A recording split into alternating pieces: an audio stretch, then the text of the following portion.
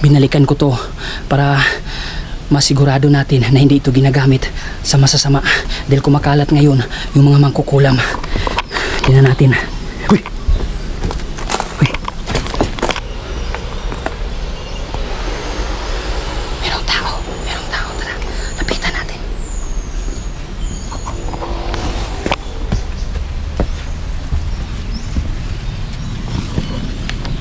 Akala ko walang tao dito. Meron palang tao.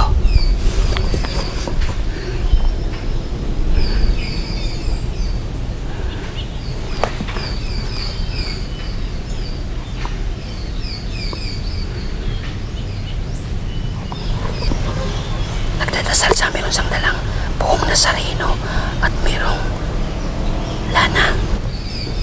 Parang normal na tao lang.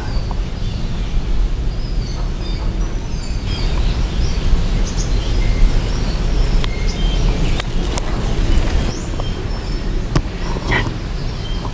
Tingnan nyo lang mabuti dyan para hindi tayo makita. Kung makikita nyo, parang ritual yung ginawa niya pero hindi tayo sigurado. Dahil iba yung mangkukulam. Merong dalang papel yung mangkukulam.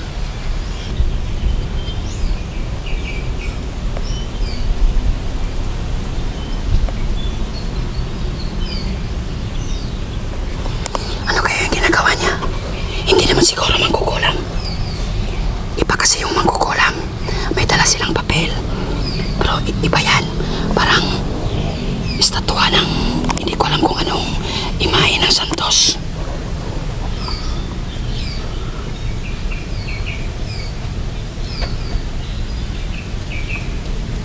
Yan, parang patapos na yata. Parang patapos na.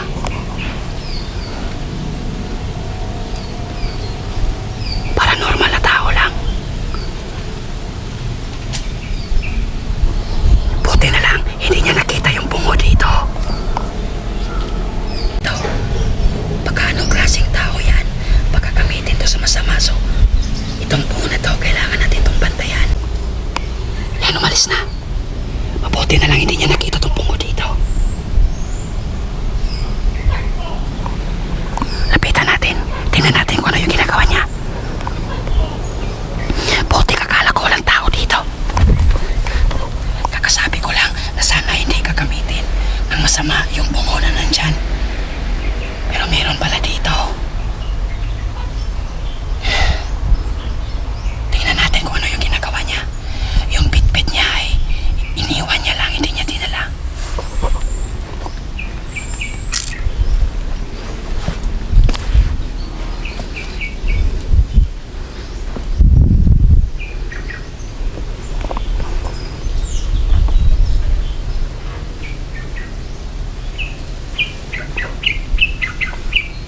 Lana.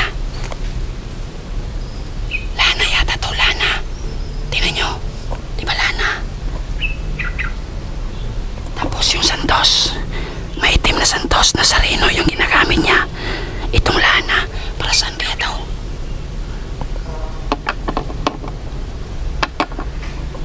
Yan. Tingnan natin kung saan pupunta. Sundan natin. Dito dumaan.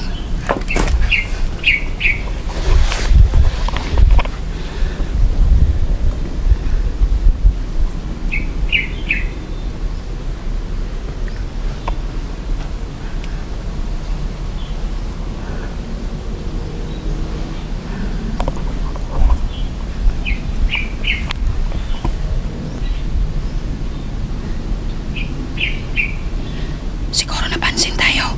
Napansin siguro tayo. Balikan natin yung ano niya. Lana niya. Nagduda ako dito sa Lana.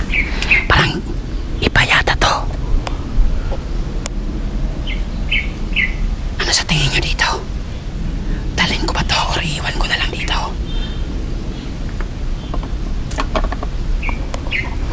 Kakaiba yung ginawa niya. Parang ritual pa rin. Parang ritual.